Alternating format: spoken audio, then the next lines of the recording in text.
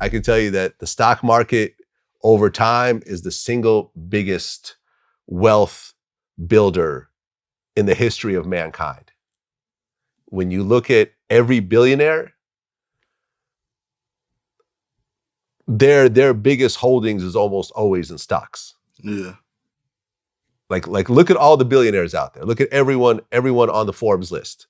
They're all there because of stocks. Sometimes it's stock in their own company, but usually it's also a bag of other shit as well. Yeah. I gotta completely understand it first before I get into it.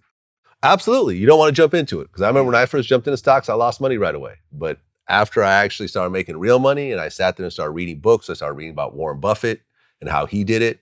And I started reading the books that he learned from. It's been by far the best thing I've ever done in my life, money-wise, point blank, period. And every dollar that I get profit from Vlad TV goes straight into the stock market. So you would you give up Vlad TV for stocks? What do you mean? If somebody like, I got this X amount of stocks right now for you, but you got to delete Vlad TV right now, would you do it? What, you mean sell the company? Which is basically what you're saying. No, I wouldn't even say sell it. I just say delete it. They want you to completely delete it. Delete it for $100 million? Sure. $100 million worth of Amazon stock? You can have it. And nobody know what Vlad TV is no more.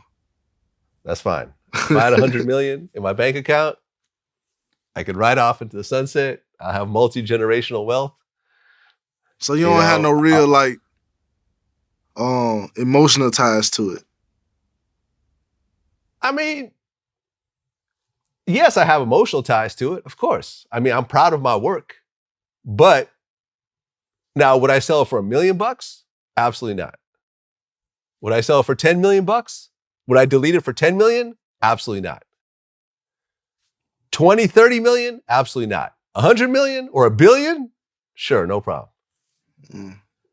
Because 100 million might not be an amount that I make in my lifetime. I just want to see to get a gist of what it means to you. I mean, it means a lot to me, but then what can I do with 100 million? Right. Facts. You see what I'm saying? With 100 million, I mean, shit, I could build a city. You know? Facts. I could, I mean, I could buy a sports team. Like, you know what I'm saying? Like, yeah. You could do a lot. I mean, shit, I remember when I interviewed Akon and Lady Gaga used to be signed to him. Yeah. And he said once he sold his interest in Lady Gaga, that's when he started investing.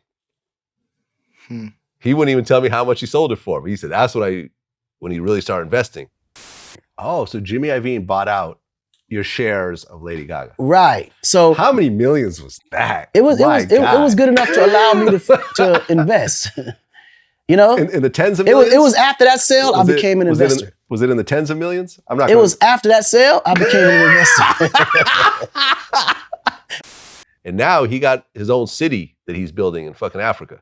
Yeah. See? Now, taking a bag like that and building my own city, Vlad City. Vlad City. Yeah. I'll let that go. But but we're talking about sort of an unrealistic situation. Like I don't see anyone. You never know. It got stupid rich people who do stupid stuff with their money every day. Yeah. Yeah. I mean, so maybe, but until that happens, I'm extremely proud of what I do. I feel like what I do is historical. Like I feel like people are going to be looking at some of these interviews 20, 30, 100 years from now and learning about, these people that lived during this time. And, I feel like the type of interviews I do are not like what everyone else does. I feel like I get people's life stories and, you know what I'm saying? Like, like Mo 3, when he died, there was only one interview where he told his life story. And that was on Vlad TV.